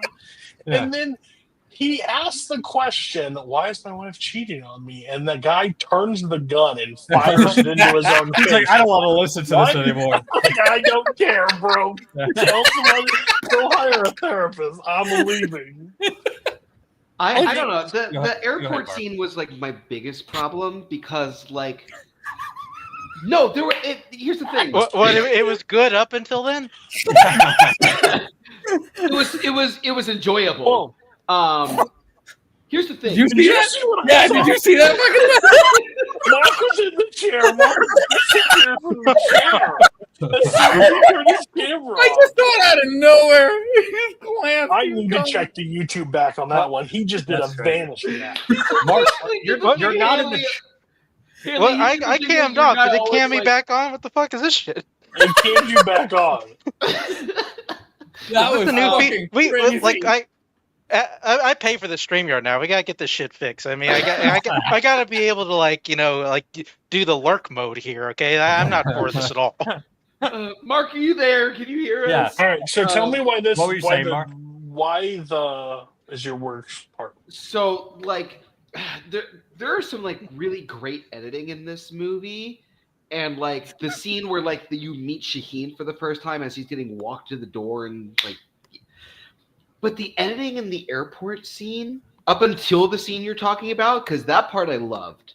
But the editing is so fast and all over the place that you don't really get a sense of the scale of like this big shootout that's happening. It's happening so fucking fast that I couldn't like actually enjoy the scene happening. Cody's face during the entire thing was fucking classic. That's a great editing. There is some really good editing in this movie. This just proves I don't know what the fuck anybody's talking about when they say great editing.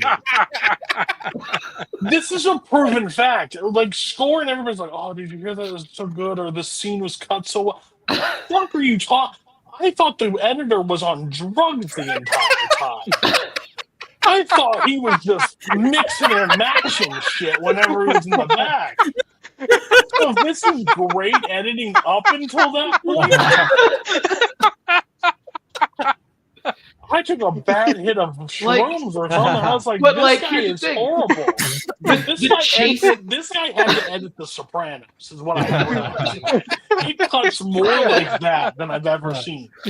But like the chase scene with like the cab and also the fight in the hotel room. Yeah.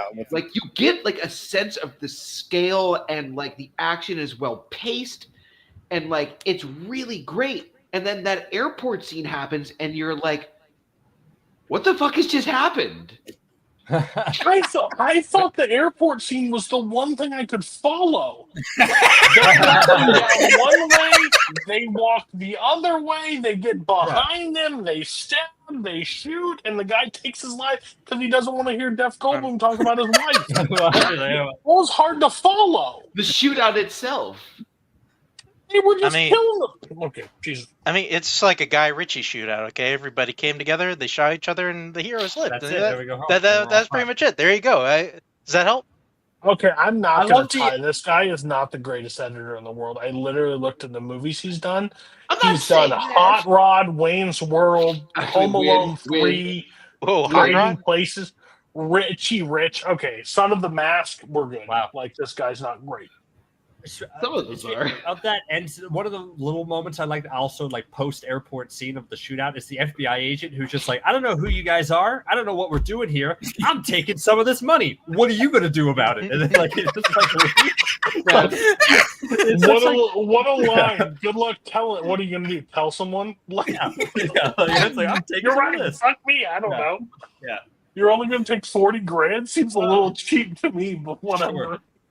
I thought. I mean, if he had more pockets, imagine if that guy had cargo shorts. Yeah, he would.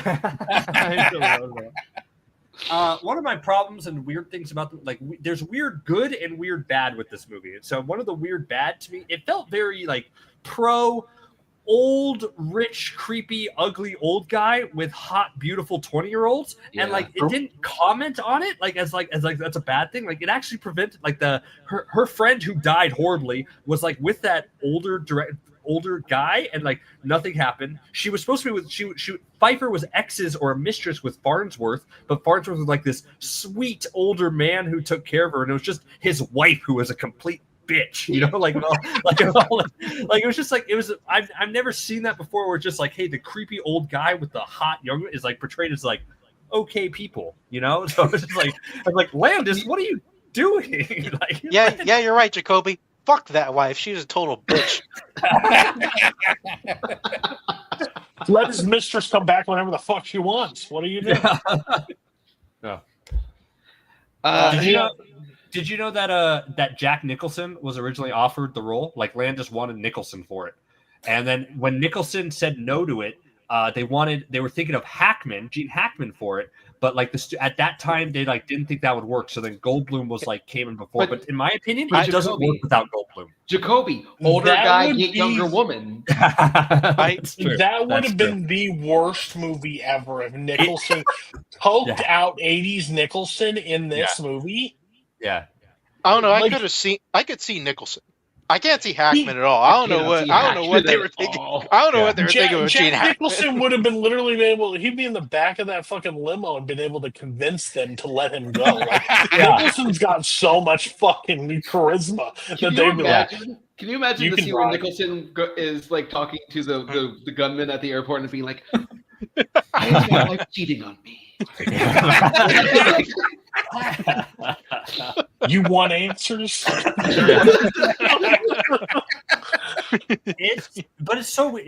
Goldblum is so perfect in this because he just plays it sort of dead, like kind of like okay, let's move on to this next thing, I guess. Get out of my way, honk honk, it's so. I don't think it would have worked with anybody else. So I'm glad Goldblum. The thing with Mike, I am 100% with though. I give this movie more of like a past because it happens like in the day, the night, like the crazy. This movie would not shock me at all if the movie ended with him waking up and like it was all a fucking dream. Like that would have made perfect sense in this movie. But like all of a sudden, sleep for a week straight. Yeah, just him like popping awake and being like, "Oh, that would be fucking great," and then like walks outside and sees her like crossing the street and be like, "What?" Like it would have been. That's what it is. Like I give movies like that slightly more of a pass because like, I mean, how much are you gonna break down in a fucking night, into the night? But this movie's would hit for like 50%. You know who's shocking? 2 stars from Brian Michaels. What? This feels like the most Brian Michaels movie I've ever watched in my life. Like while I'm watching, I'm like, Brian would love this. What are we? Nope, not a fan. Crazy. He's confusing. It's interesting that this came out the same year as like After Hours because it felt like same sort of one night sort of craziness sort of vibes. I felt like it was like aping it, like in a sense, like trying to like a leftover version of it. But since it came out probably at the same time, it's kind of interesting that they're like, I don't know, so sort of similar vibes. I like After Hours more than this one. This. Oh yeah, this is like a second. This is Is this back to back this might be 2 months separate? But this is the second Landis movie that we've had on. We had Oscar on last week. How do you guys feel with him as a director? Because he's definitely a mixed bag. He's a director that I think really, really depends on the strength of those around him, like the screenwriter and the actors and all that stuff. I love his 80s stuff, but when you start in the 90s and 2000s, it's kind of. Do An American Werewolf in London, Blues Brothers, Coming to America, and Trading Places, all like that's an impressive run for me at least. But and then Animal House is problematic. Those movies I agree, but those movies are all like master tone. Like the tone is like locked in, and like it doesn't. They're sometimes a little silly and serious and all at the same time. But I guess it showed to me for this one shows that if that's left unchecked, those go everywhere. Like it could be every movie all at the same time. It could be too silly, too serious, too everything. So I think when he's left left to his own devices, he's going to go wild. Which is why once again I think that it's like the strength of the actors around him, because like let's be honest, Belushi probably Aykroyd and Belushi probably ran the tone of Blues Brothers. Eddie Murphy definitely ran the set for Coming to America and Trading Places. Like I think if he doesn't have like an actor there who's like, this is my baby, like just help me with it, and you put him fully in charge, it's good, but it doesn't hit that same level. Yeah, I was just about to bring that up because I was looking through his filmography real quick, realized I have not actually seen a ton of his stuff, but just kind of looking at it, you see, because he had Coming to America, like 89 or 89, whatever, and then a couple years later he did Oscar, which varies wildly in quality. And a big reason is because of the lead force actor. And I mean, that was the thing. That was the thing we brought up whenever about Oscar last time, is that they could have just gotten anybody else to play Oscar other than Sylvester Stallone. Probably would have been at least 2 stars better. Yeah, absolutely. And again, of all of it, American Werewolf in London feels like the most wildly out of tune. Like how he made that movie is wild to me. It doesn't make any sense. He It probably love doesn't that feel like horror. it's Yeah. a great movie. It doesn't feel like anything from his filmography. Like it doesn't. That's true. Like if you would ask me like who directed that movie, I probably would have forgotten that. I would have forgotten that John like, Landis it's directed that. like John Landis did. Like look at the rest of his filmography. Yeah. And yeah, the '90s he does fall off. Mike, star rating. Quintessential great fucking movie. 5 stars. 5 stars. Jacoby. I'm gonna go. I'll go 3 star. A generous 3 stars. It's very borderline 2.5 for me, but I think there are some elements of it that push it up a little bit, a half star. But I'll 3 stars. I'm at 3.5, just because I think of the borderline. If I think about it too much, the movie falls apart for me. If I just sit there and be like, "I had a fucking good time," like here we go. That's 3.5 for me. And I would watch it again. I'd have no issue with watching it again. I'm surprised I waited. Like Mike hasn't brought this up to me sooner. Mark. It's kind of almost like in what Bar did last time. I think this third show with Mike, little bit of a shaky start with me of a Return of the Living Dead, but this and Dead Alive, pretty good movies. Give me a 3.5 5 stars. That's all of Mark. I'm looking for a new host. Moving forward. Bar. This is one of those movies I wish we had the quarter star rating because I'd give it like a 3.25. I'm gonna throw you off this fucking panel in a heartbeat. Shut the fuck up. So I'm kind of like in between 3 and 3.5. So for now, I'm gonna give it 3. But it's an enjoyable watch. If someone wanted to watch it, I would have no problem being like, yeah, sure, let's watch it. You know, Cody, we can make our own star rating here.